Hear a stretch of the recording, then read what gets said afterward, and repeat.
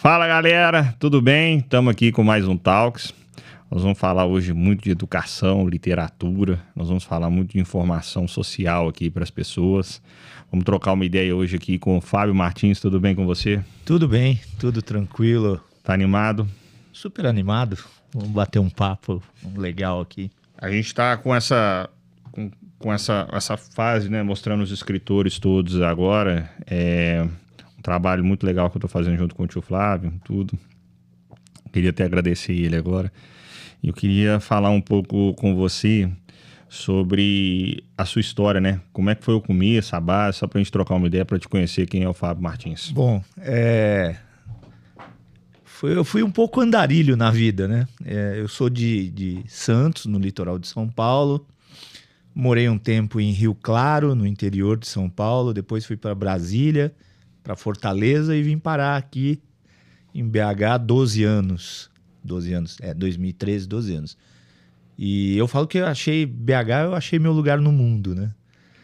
E sou professor de origem, tô há 28 anos. E escrever sempre teve na minha vida, assim, né? Fui um adolescente muito tímido e para colocar para fora tudo que eu sentia, eu comecei a escrever. Então, eu falo que, assim, desde os 14, 15 anos eu escrevo, mas sempre uma coisa muito minha só, né? E fui sentindo a necessidade de publicar, né? De ser conhecido por mais gente, né? Sempre era conhecido pelos amigos, aquela coisa... Escreve, mostra para amigo, para família, tal, e nunca tinha publicado nada. Aí, morando aqui em BH, foi a minha primeira experiência. Eu publiquei um livro de poemas pela Caravana Editorial, que é uma editora aqui de BH. E era um livro que eu tinha escrito há muito tempo, né? Década de 90, assim. E foi minha primeira experiência, assim. O escrever sempre foi um hobby para você, não foi uma situação empreendedora? Na verdade, assim, comercial. Era uma necessidade, né? Eu falo que escrever para mim é como respirar, tomar água, né? Eu preciso. Mas nunca foi uma coisa... Como é que eu vou dizer? Nunca foi uma coisa planejada, assim, né? Vou sentar para escrever. Era uma coisa de colocar mesmo para fora. Aí, quando eu publiquei esse livro de poemas, eu falei, opa, peraí, né? Gostei dessa coisa. E aí, logo depois, eu publiquei um outro livro por uma editora de São Paulo, independente também, chamada Libertinagem. Lancei na Flip, né? Em Paraty, chamado Miscelânea, que era uma coletânea de poemas também. Nesse meio do caminho... Eu fui coletando histórias aqui nesses 12 anos que eu moro em BH.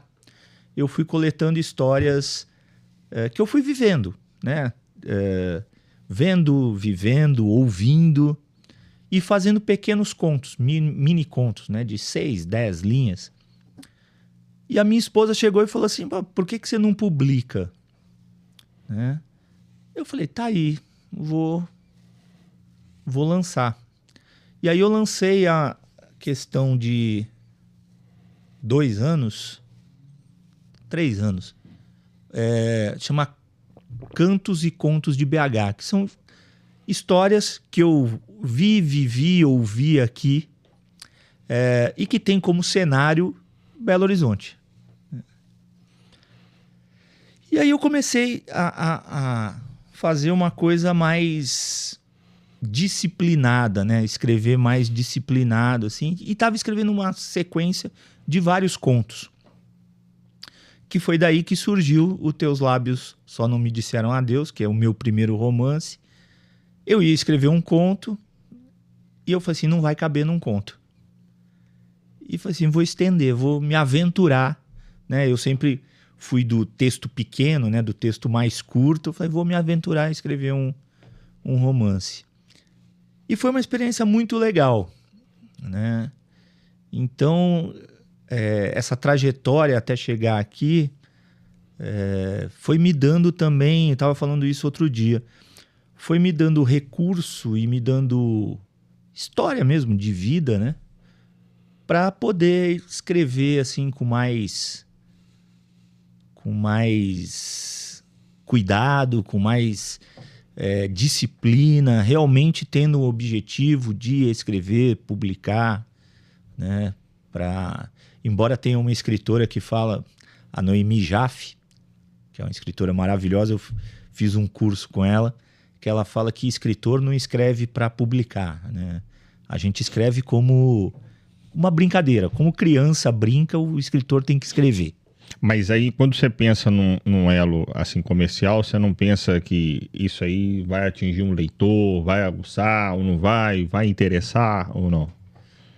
Quando eu estou escrevendo, não. Não, porque assim, não é uma coisa... Assim, primeiro, literatura no Brasil não é uma coisa que você vai escrever para ganhar dinheiro, né? Eu acho que são raríssimos os escritores que vivem de escrever só, né? A maioria faz outras coisas, dá palestra, curso, aula, né? Você não inseriu na palestra, não chegou? Não. Ou às vezes tem uma profissão mesmo, né? Exato. Hoje tem médico, advogado, enfim, jornalista, muitos jornalistas, né? Então, é diferente, por exemplo, do mercado nos Estados Unidos ou mesmo na Europa, né? Eu conto sempre a história do Stephen King, que quando escreveu O Carrie a Estranha, lá em 1974, ele recebeu um adiantamento de $400 mil, né? Isso aqui no Brasil é impensável, né? Possível.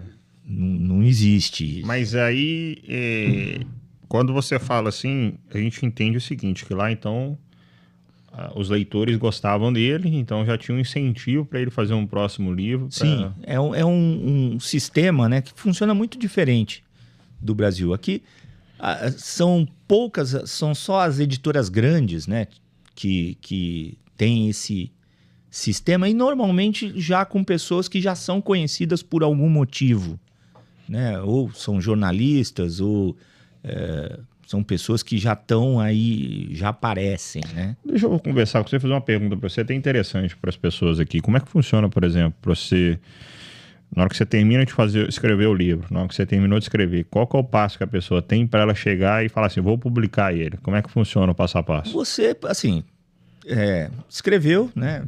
E não é só escrever, né? Você escreve, revisa, reescreve. Depois de todo esse processo, que varia muito, né? Às vezes leva no mínimo uns 8 meses aí, mas às vezes leva 2, 3 anos, né? No mesmo livro. Aí você, quando você não tem, né? Não é contratado por uma editora, né? Quando você já tem a sua editora que já está acostumada a publicar os seus livros, é mais tranquilo. Mas quando você não tem, você começa a mandar o original para várias editoras, né, e ver qual aceita, né? Então o processo normalmente é esse. E nesse processo, claro que vai entrar o interesse da editora para ver se aquele estilo se encaixa na linha editorial dela, enfim, né? Então é um processo que leva muito tempo. Por exemplo, eu para esse livro, eu terminei de escrevê-lo em 2023, né, e lancei esse ano. Então é um processo que leva tempo, né? Tem editora que nem sequer te responde, né? Tem editora que usa uma resposta padrão quando ela não quer publicar. Então, olha, nesse momento não estamos aceitando originais. Então, e as grandes editoras, né, elas não recebem original muito fácil. Às vezes elas abrem assim uma janela para receber. Original, quando você fala, é o quê? É o texto sem ser publicado, né? E aí você manda, elas recebem um volume enorme, então passam 3, 4 anos sem abrir esse edital, vamos dizer assim, para receber, né? Então, hoje o mercado mesmo está sendo suprido pelas editoras independentes, né? Que não tem esse sistema, né? Então, as editoras, como é que elas funcionam normalmente? Elas fazem análise do material que você mandou e fazem o que a gente chama de publicação conjunta, né? Você compra um pacote, né? Banca uma parte da edição e ela banca outra parte, né? O mais comum. Mas então, mas a pessoa pode chegar lá e bancar a parte dela total, Sim, 100%, sim, falar assim, olha só, eu preciso fazer o livro, chega, não sei se é o caminho a editora, mas vamos colocar a editora. Fala assim, editora, eu quero fazer o livro, eu vou bancar tudo, vou bancar a capa, vou bancar tudo, você faz tudo pra mim, só coloca só seu nome na editora. Existe? Existe. Tem várias editoras que funcionam assim, né? Normalmente, essas editoras menores, elas funcionam muito com editais. Ela abre um edital, você manda o original, e aí ela faz uma seleção. Nos critérios que cada editora tem, né? A gente tem, por exemplo, editoras especializadas em publicar livros de poemas, outras mais contos, outras literatura infantil, né? Então, cada editora vai trabalhando com um processo. Hoje, esse mercado de editoras independentes tem crescido muito, né? E tem sido assim, muito interessante porque essas editoras têm sido premiadas em concursos também, né? Com os livros que elas publicaram. Então, tem aumentado a possibilidade de você publicar.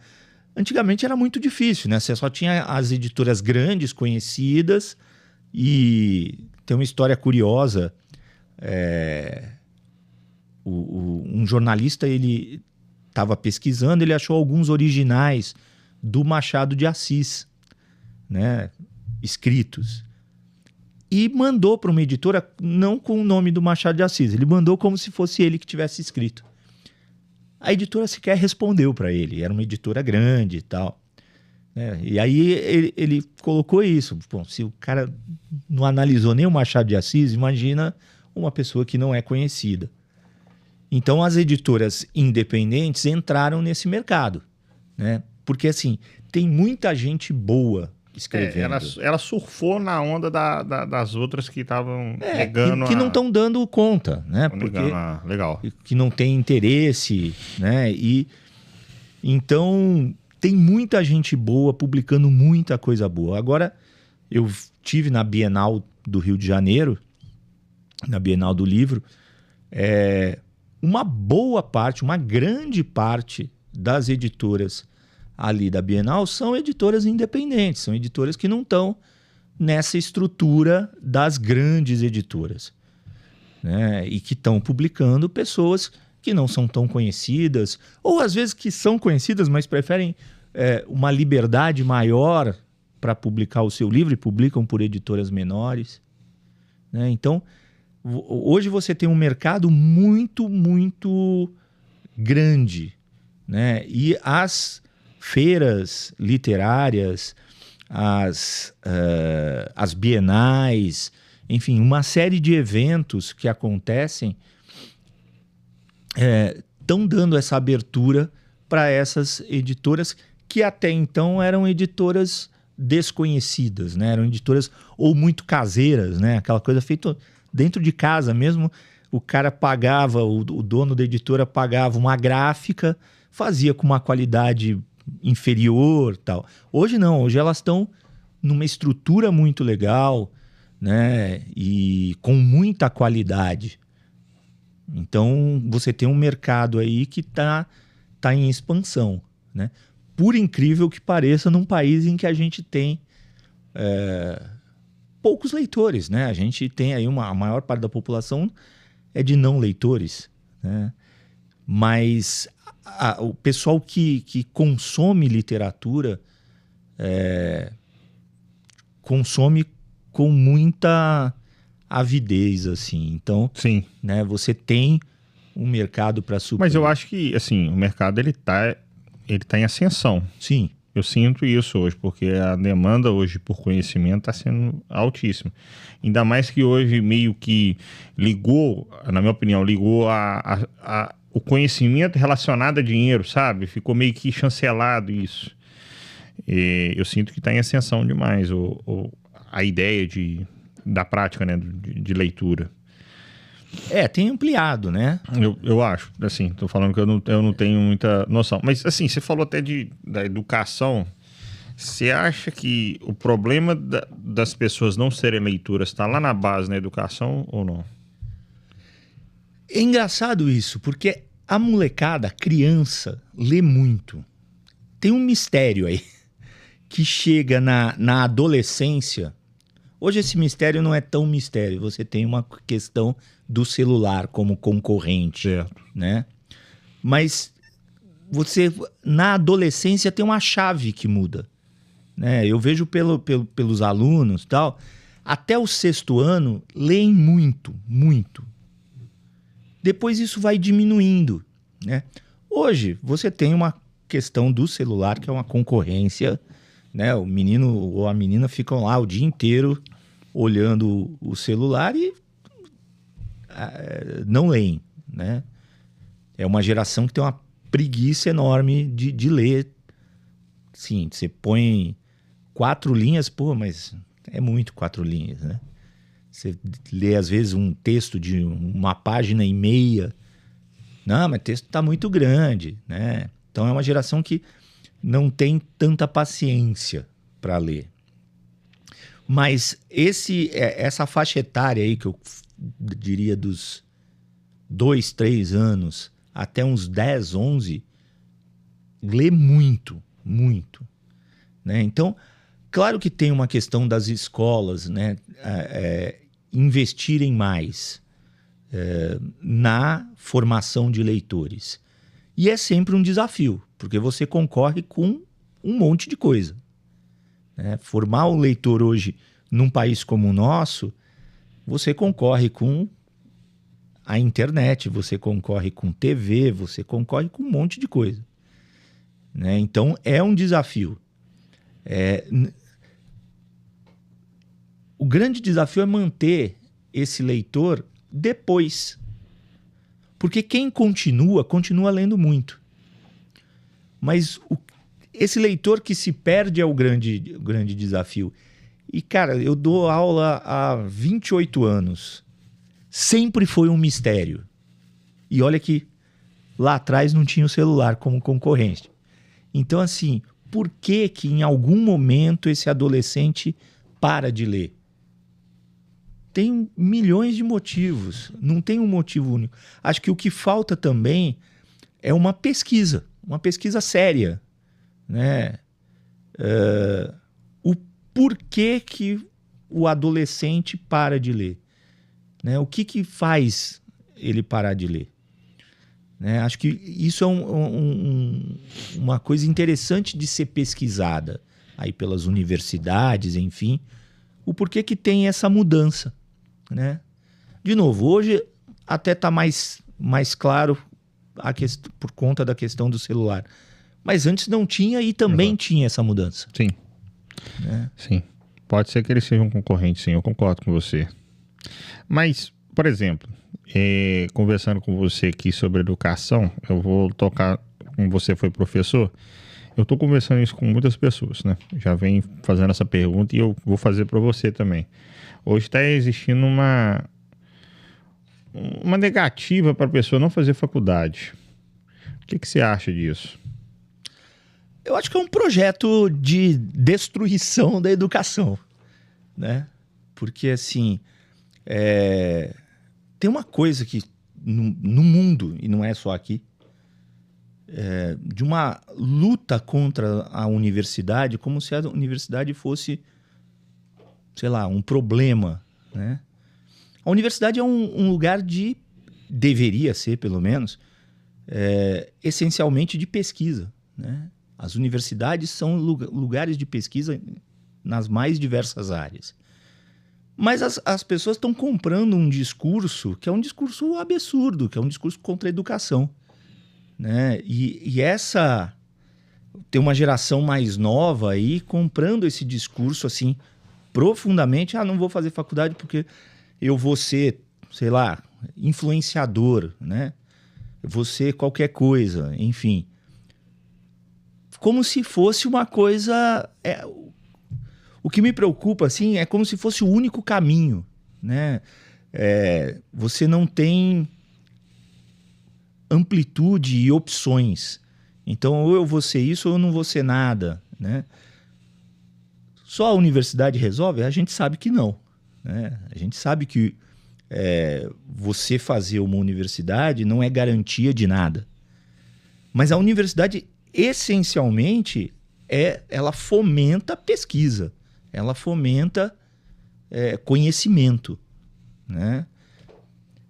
Agora,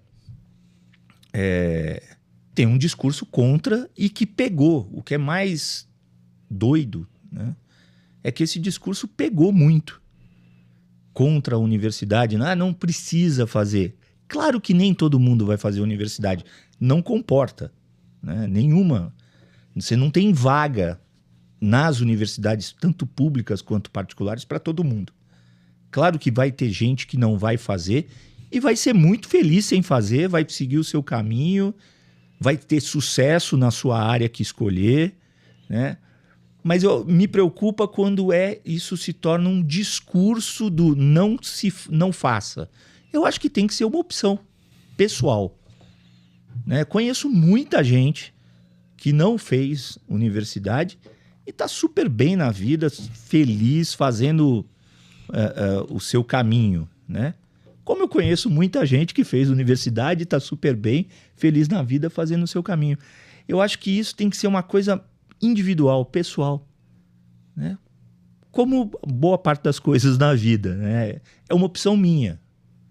Não é porque existe um discurso tal, né, de A, B ou C. É uma opção minha, né? Eu tenho um ex-aluno que ele tá muito feliz, ganhando a vida, viajando o mundo e jogando pôquer. É um caminho, né, que ele escolheu. Mas quantos vão conseguir fazer isso?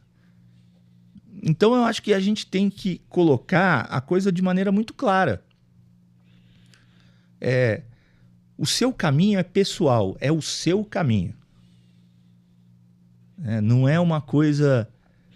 Isso é interessante você falar, porque o seu caminho, pessoal, porque isso aí é um incentivo até a pessoa a, por exemplo, a pensar até assim, com a questão até da inveja, né? Essa palavra, quando você fala, seu caminho, pessoal, não fique preocupando com o do outro, entende? Pode até continuar aí falando, mas não, é só porque mas é interessante o que você falou sobre isso. É isso mesmo, porque assim, o seu caminho foi você que traçou, né? Dando certo, dando errado, dando as suas cabeçadas, né? Tendo a parte maravilhosa, tendo a parte ruim, mas é seu, né? Não é o do outro. Eu não posso chegar para você e falar assim, olha, faça isso. Eu não sei o que o Alisson gosta. O que você quer fazer? É seu, né? A experiência não dá pra gente passar para o outro. Mesmo o pai, né? Um pai não consegue passar a experiência dele.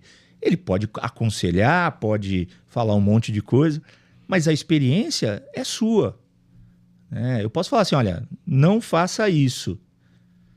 Aí a pessoa vai lá e faz, porque é da pessoa, né? É cada um. Eu falo muito, se eu tivesse escutado mais meu pai e minha mãe, tinha dado menos cabeçada na vida. Mas se eu também não tivesse dado as minhas cabeçadas, talvez eu não tivesse chegado aqui, não fosse quem eu sou hoje, né? Então, o que me preocupa é a imposição. Por quê? Né? Porque é uma decisão sua ou você está fazendo por conta de um momento do outro, né? Dos outros, ou porque não sei se é essa a palavra, mas porque é uma moda, né? Porque, de repente, começou a surgir assim... Eu sou da geração que que você queria, assim, o sonho de todo menino era virar jogador de futebol, né? Então, assim, pô, mas para você virar jogador de futebol, de cada 100 mil, 200 mil que fazem uma peneira, vão ter lá 10, 12 que vão passar e vão virar esses que a gente vê, né, que são top. Então eu sempre tive o plano B, C, D, E, né? Bom, se não der certo isso, vou para isso, né? Tal. E sempre muito pensando na questão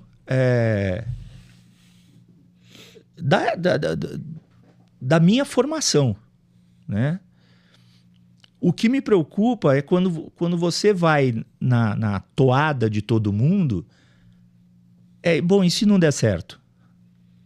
Né? E hoje eu vejo muito os meninos e as meninas indo na toada, né? Até que ponto é a sua vontade ou você está fazendo o que todo mundo faz? E por isso que eu falo da coisa do pessoal, né? Até que ponto é o que você acredita mesmo ou você está fazendo porque todo mundo faz? Mas é o que está na moda, né? Então. Isso aí exatamente. Vou fazer isso porque todo mundo tá aí, está dando dinheiro. Vou fazer isso, é meio que acompanhar a manada, né? E a gente sabe que essas coisas mudam, né? Demais. A gente estava conversando, né? O que valia era uma regra há 3 anos atrás, hoje não é mais. Exatamente. Né? Então, assim, o pessoal fala muito, até me incomoda isso um pouco, porque fala assim, a profissão das crianças hoje que estão com 6, 7 anos, ela ainda nem existe. Mas isso sempre existiu, né? Isso sempre foi. Na Idade Média, o cara lá que lutava com espada não tinha profissão de armeiro, né? Foi surgir quando surgiu a arma, né? Então, assim, profissões mudando, surgindo novas, a gente tem desde que a humanidade existe, né? Então, a gente às vezes fica pensando, né, nesses discursos que eu acho que acabam tirando a individualidade, né? Você pode ter uma profissão hoje que você queira fazer, mas daqui a 10 anos ela pode não existir. Exato. Né? Então, a gente tem que... Eu acho que tem que investir muito numa formação dos estudantes, uma formação que ensine, nem sei se isso se ensina, mas a ter flexibilidade. Né? Bom, eu pensei isso.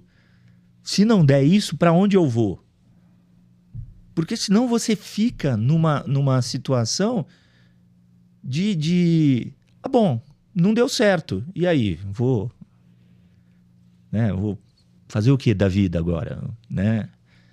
Então, ter essa flexibilidade e ter essa visão do todo, né? Eu gostei muito que eu tive conversando com uma pessoa no podcast, no último Talks que eu fiz, acho que foi o último, penúltimo, não lembro.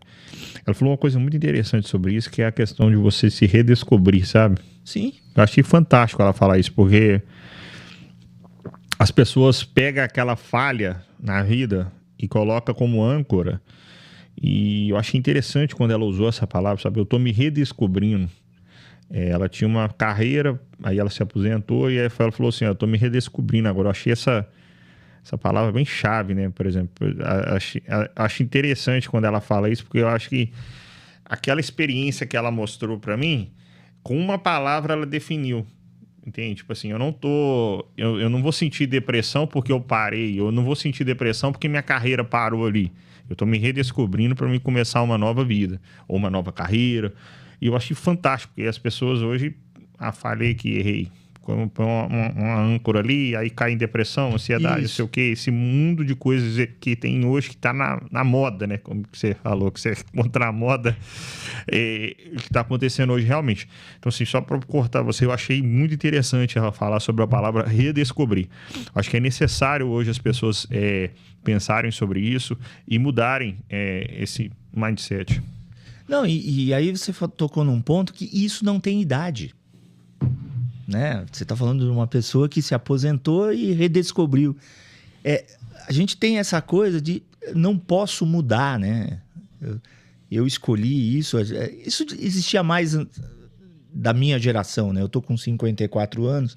Tinha muito assim, bom, eu escolhi, eu vou fazer a faculdade X. Então não importa se eu gostar ou não, eu tenho que seguir nisso o resto da minha vida. E hoje as pessoas descobriram que isso não é assim, né? Eu posso, no meio do caminho... É engraçado porque a personagem do livro é isso. Ela é uma veterinária de sucesso e tal. E com 43 anos ela fala assim, isso já não me dá mais prazer. Eu posso querer mudar, eu posso querer fazer outras coisas. E eu acho que esse é o segredo. Aí tem uma coisa que eu colocaria junto com o redescobrir, que é o se permitir. Se permitir mudar. Que é difícil pra caramba. E eu acho interessante porque se a gente parar pra você pensar com se permitir e o redescobrir, mas eu tenho uma coisa hoje que até seria uma pergunta pra você, né? Hoje a ansiedade, hoje na questão financeira, hoje ela tá extrapolando. A pessoa não vive o hoje. Ela já tá fazendo conta futura. E nisso ela não consegue impactar o que tá trazendo hoje pra vida dela. Fala assim, olha, minha vida agora é isso. Esquece o futuro agora, mas a vida agora é o presente, porque a pessoa já está impactada com o futuro e não consegue entrar no presente. O que você acha disso, com base nessa... A questão financeira sempre, né, impacta todo mundo, porque você tem que, né, pagar suas contas. Mas eu acho que tem uma questão aqui. Aí vamos falar do nosso país, né? Que é onde a gente vive. Tem uma questão de que as pessoas estão colocando muitas vezes como único objetivo, assim, eu preciso ganhar dinheiro, né? E esquecem de viver. Claro que é importante, né? Assim, a gente ninguém fez aqui, vai ser ingênuo de falar que não precisa ganhar dinheiro. Claro, você precisa ganhar dinheiro por uma série de questões, até pelo seu próprio conforto, né? Mas isso não pode ser o único objetivo. Porque senão você não vive. A gente estava comentando, né? Eu citei o exemplo do pessoal falar assim, pô, o cara é dono de padaria, ficou milionário. O cara não vive, né? Eu conheço alguns lá da minha cidade natal, não viajava, não tirava férias, não saía com os filhos. Ele vivia em função daquele trabalho. Muitas vezes morava em cima, né, da padaria. Então, assim, ganha muito dinheiro. Mas é só isso. A vida vai se resumir, é só isso. Né? Então, eu acho que tem uma questão aí... fundamental, que é o que eu quero para mim da minha vida. Faz sentido. Né? Porque senão é muito aquela coisa assim de você chegar lá aos seus 80, 90 anos e falar assim, pô, o que eu fiz? O que eu vivi? Qual é a minha história?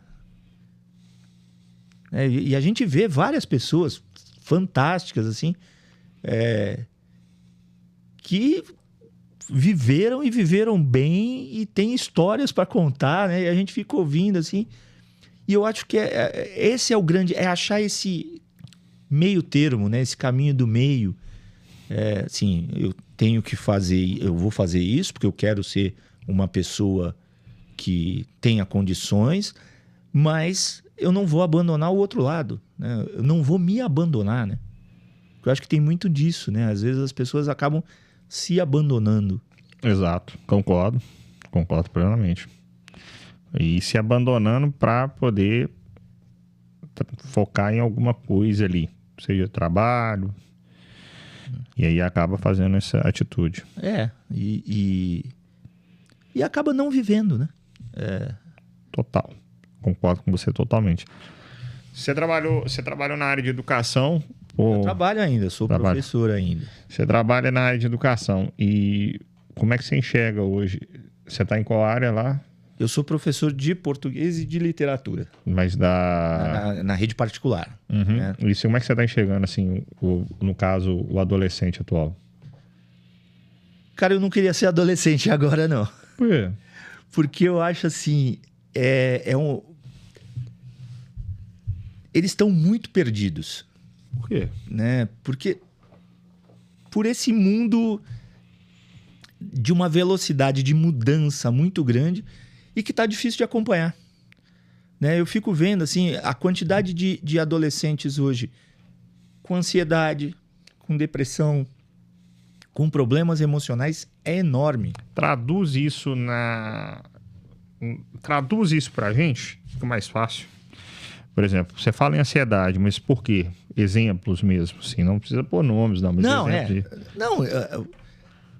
porque tem uma questão, eu acho hoje, assim, é uma geração hiperconectada, né?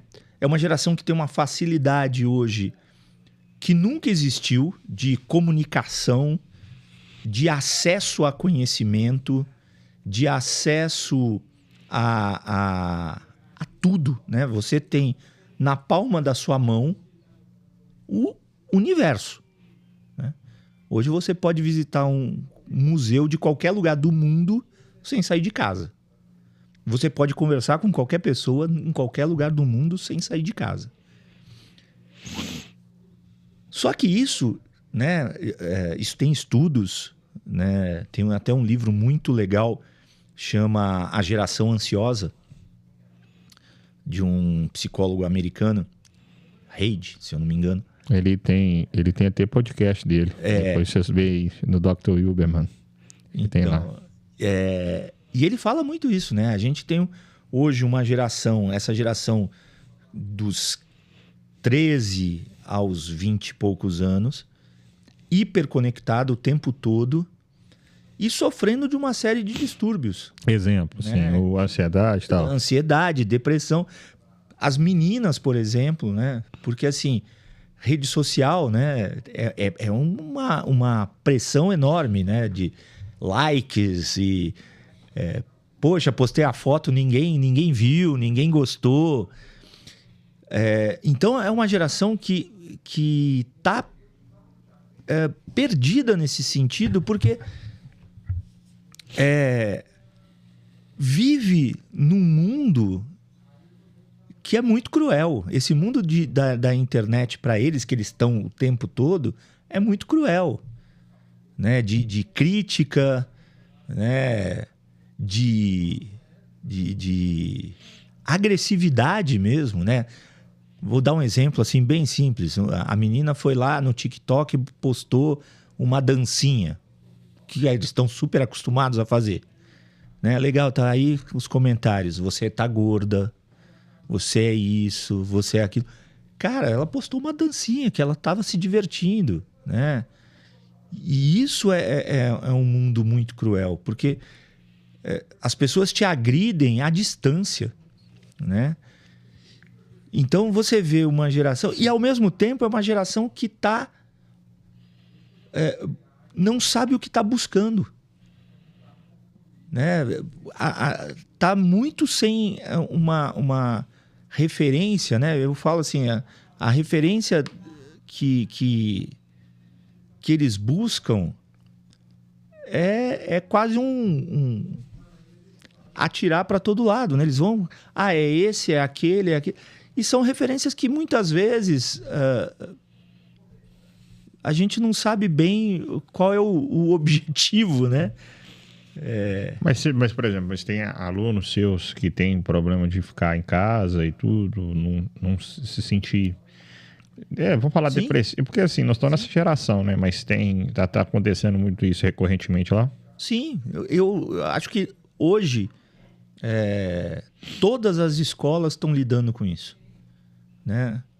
Em todas as classes sociais, inclusive, né?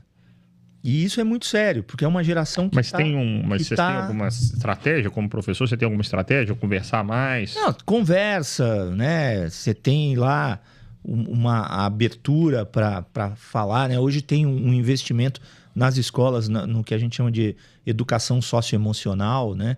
Que é entender as suas emoções, saber lidar com as suas emoções. E isso é muito importante. Hoje isso é uma matéria, no caso. Educação socioemocional. Tem se trabalhado muito seriamente com isso, porque é uma geração que precisa. Né? O que eu faço, principalmente na adolescência, né? O que eu faço com tudo isso que eu estou sentindo? Né? E com tantas influências e com tantas coisas que eu vejo, e aquela coisa da grama do vizinho sempre é mais verde, né? Todo mundo é feliz, menos eu. Né? E o que é rede social é isso, né? Principalmente essa coisa do Instagram, né? Foto, todo mundo sempre feliz, festinha. Pô, todo mundo é feliz, menos eu. E aí a gente vê que não mudou muito a questão da adolescência nesse sentido, porque esse sentimento é muito individual, né? A gente não tinha tecnologia. Mas hoje, com a tecnologia, o meu sentimento individual, ele acaba sendo coletivizado. E aí é muito cruel. Verdade. É muito cruel. Então, assim, eu vejo boa parte aí dos adolescentes muito perdida. Muito perdida, assim, sem saber que rumo toma. E isso é muito difícil, né? Numa fase que já é difícil por natureza. Mas quando você fala que rumo toma, eu queria que você, assim, fosse mais a fundo nisso. Por exemplo, assim, se você sentar hoje com um menino de 15 anos, você perguntar assim, o que você gosta? A resposta que você vai ouvir é não sei. Ele não sabe nem falar do que ele gosta. Então, assim, sabe, que tipo de música você gosta de ouvir? Ah, qualquer uma. Filme? Ah, sei lá. Boa parte, não vou dizer que são todos, mas uma boa parte vai te responder desse jeito. Então, assim, é uma geração que tá pedindo, eu acho assim, tá pedindo ajuda. E as escolas estão começando a entender isso agora. Demorou um pouquinho, né? Mas é uma geração que está muito mais do que o conhecimento acadêmico da escola. É uma geração que está pedindo assim, olha, eu preciso ser ouvido, eu preciso me entender, né? E daí eu acho que tem alguns movimentos das escolas nesse sentido que estão sendo bem interessantes. Exemplo. Né? A questão da educação socioemocional, o projeto de vida, que é uma matéria hoje no ensino médio, que é justamente isso. Qual é o seu projeto? Vamos discutir isso. Vamos pensar. Vamos tirar aí dessa caixa quem é você, o que você gosta, né? Realmente descobrir. Que era uma coisa que a gente fazia lá no final, né, do ensino médio, há muito tempo, que era o teste vocacional. Eu ia falar isso agora. Né? Você chegava no final do ensino médio, vou fazer um teste vocacional, vou descobrir para que lado eu vou. Né? Hoje as escolas têm trabalhado isso muito antes. Porque é isso, eu não vou esperar. Né? Porque aí a pressão é pior ainda. Né? Hoje tem uma pressão com os meninos e meninas que terminam o ensino médio. A gente tinha o vestibular, né? Agora tem o Enem. E aí a pressão junta a pressão da família, a pressão da escola, a pressão dos amigos, né? Que nota você tirou no Enem? Você vira uma nota, né? Do Enem. E muitas vezes, acho que na maioria das vezes, né? Você não é aquilo, né? Você não é aquela nota. Você é sonho, você desejo, você é o que você pretende. E hoje a gente vê muito quando faz lá as inscrições para que carreira, né? Quando vai lá, não, o cara faz para administração, medicina, engenharia, umas coisas que não tem nada a ver, né? Porque não sabe.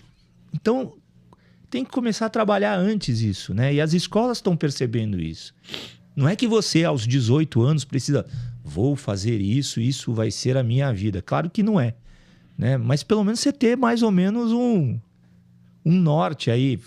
Eu gosto de tal coisa, né? Vou procurar algo nessa área.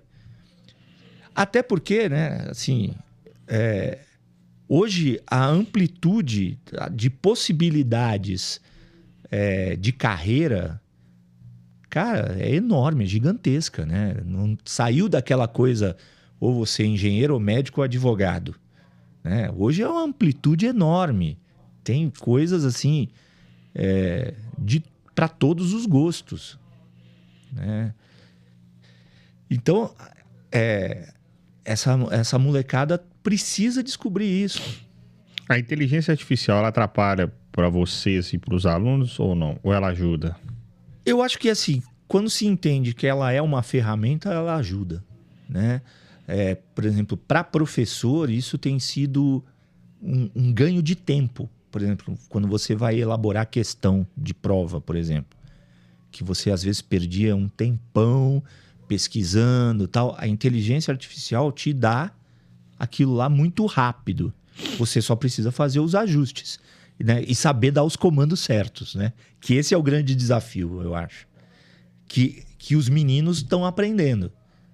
Né? Os meninos e as meninas estão aprendendo. Eles ainda não sabem também lidar, né? Porque é algo muito novo. Então, assim, precisa saber, bom, qual é o comando que eu vou dar, o que eu exatamente quero, né? Porque ela precisa de um comando claro.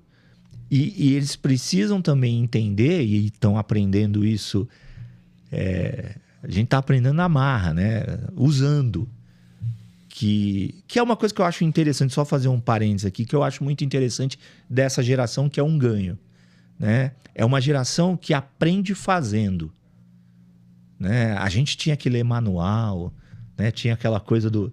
Eu lembro de comprava qualquer máquina, né? Primeira coisa, você ia ler o manual, né? Hoje eles pegam, ligam e metem as caras para fazer. Né? Eu acho isso um ganho. Inclusive... Põe um exemplo deles. Você colocou um exemplo na sua época e deles, assim. Não, por exemplo, hoje qualquer... Vou falar assim, comprou um celular novo. Cara, a primeira coisa que eles vão fazer é ligar e já começar a mexer. Né? Se der errado, ele vai tentar de novo, vai procurar um tutorial no YouTube, tal. Não tem esse receio que a gente tem, né?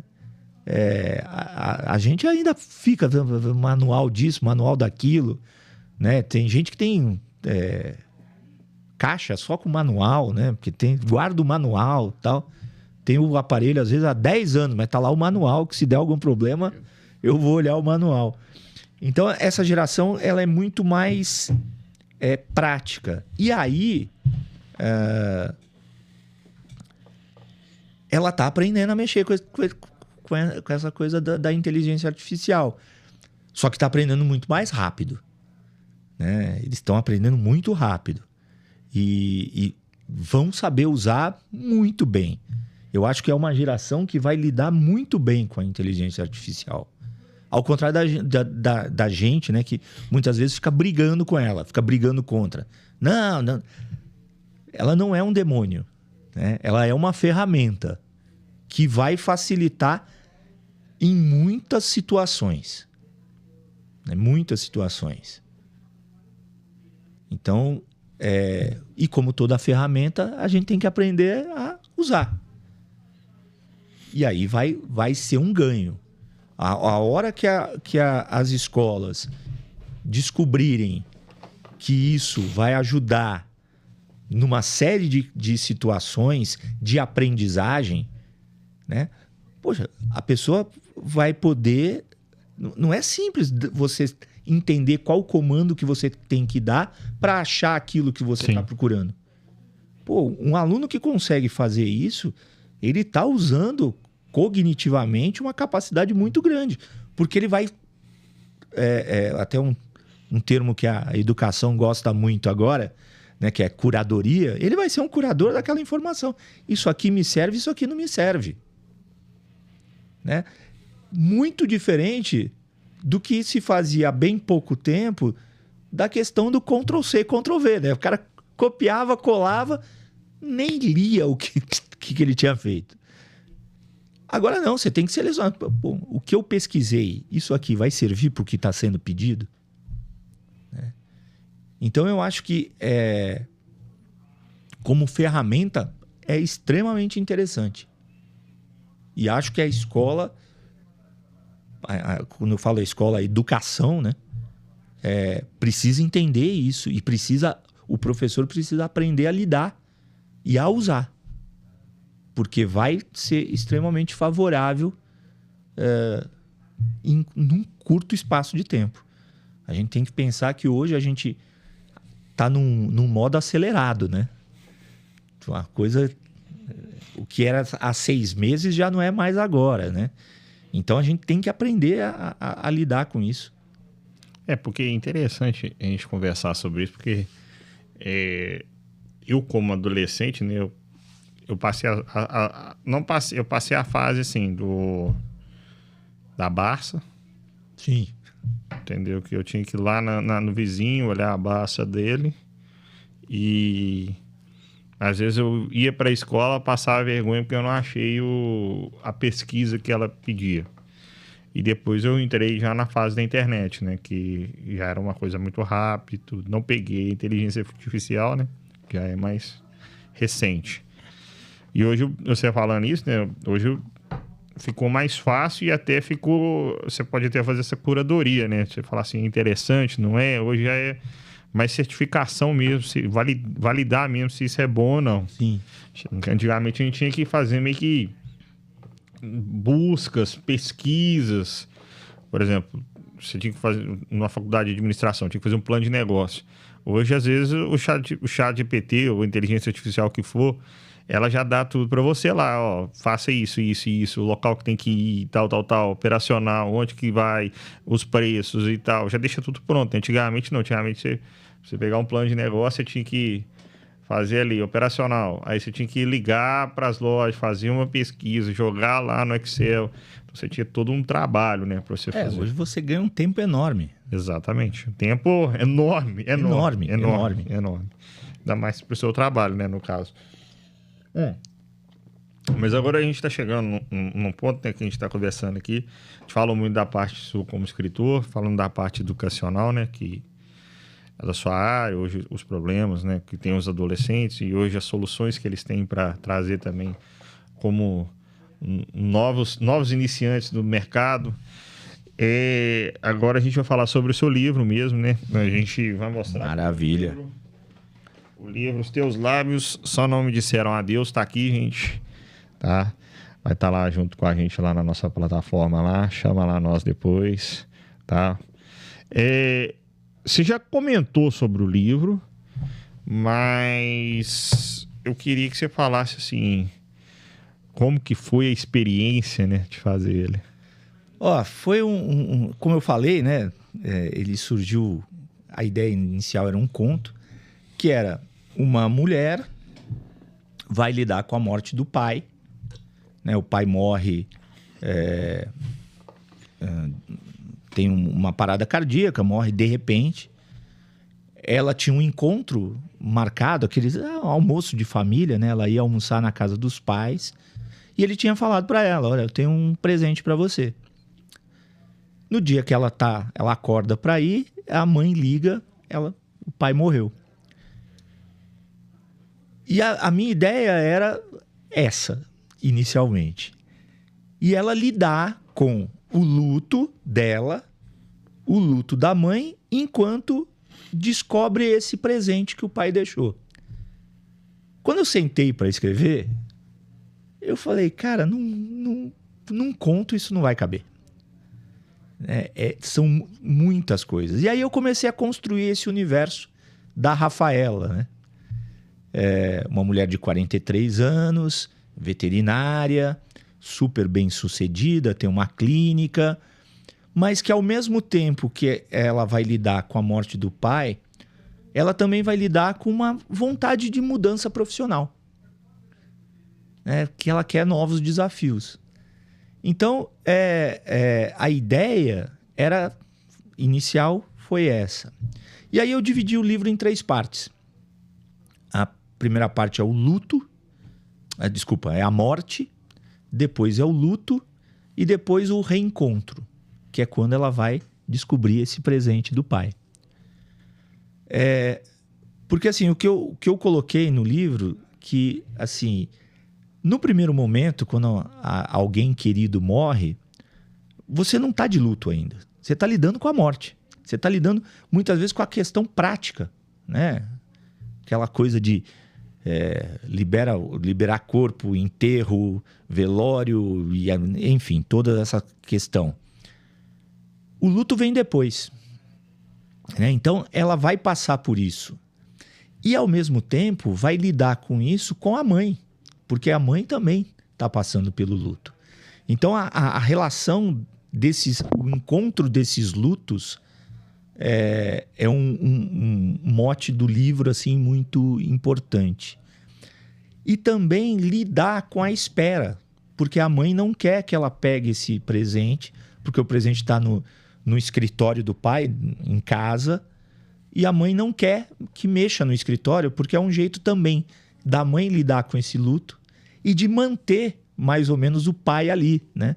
Então, enquanto não mexer ali, a única pessoa que entra lá é a empregada para limpar, porque tem que deixar tudo limpo, como se ele estivesse ali ainda.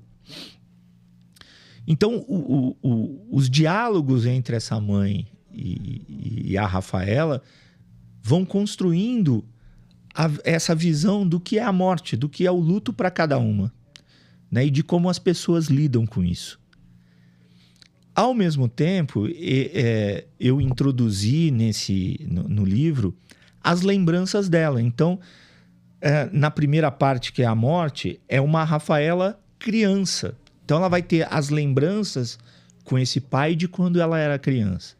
Depois, na adolescência e com ela adulta.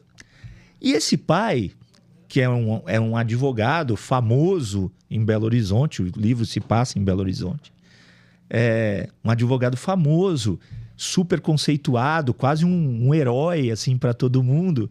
E para Rafaela é o pai, né? Ela não tem essa visão, não tinha essa visão desse cara que é um gigante para todo mundo, né? Um cara que ajudou muita gente. E aí ela vai lembrando da relação dela com esse pai, né? Que muitas vezes era o cara que dizia não, que ela ficava com raiva, né? E que tem uma definição que eu gosto muito, que eu coloquei, que ele era um homem de silêncios. Então é um pai que fala pouco, mas que tem muita atitude com ela. Um pai extremamente carinhoso, mas de poucas palavras, né? E aí vai sendo falado dessa construção, dessa relação, sempre ela lembrando disso. Então eu vou intercalando o presente, o que está acontecendo com a Rafaela, e com as lembranças dela desse pai, né? E dessa família. E no dado momento, a mudança dela é profissional, né? Então ela vai procurar alguém que entra de sócio na clínica para trabalhar menos, né? Que é aquilo que a gente estava falando, né? Não tem idade para você mudar, não tem idade para você se redescobrir, né? Então ela vai lidando com isso também. E a última parte é a parte que eu não vou dar spoiler, exatamente, né? Que é a parte do reencontro, que é uma parte super importante também. Então foi um grande barato, assim, escrever esse livro. Foi a primeira vez que eu escrevi um romance. Ele foi escrito um pedaço dele nas minhas férias da escola.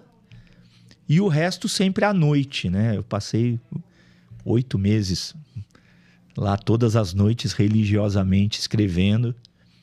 E eu brincava, chegou um momento que eu falava assim: vai, Rafaela, conta o que você quiser contar aí para eu escrever, né?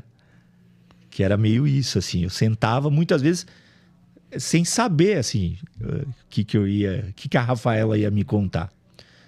Né? Que eu acho isso muito... Eu não sou daqueles escritores que falam assim: poxa, eu sofro para escrever, cara. Escrever para mim é um sofrimento, é doído, né? Se for para fazer isso, eu vou fazer outra coisa, né?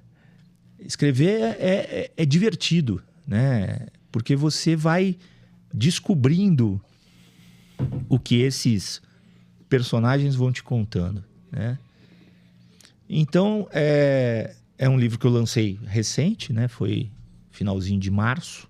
Então, ele está começando ainda a carreira dele, assim, mas que tem tido uma resposta muito legal, né?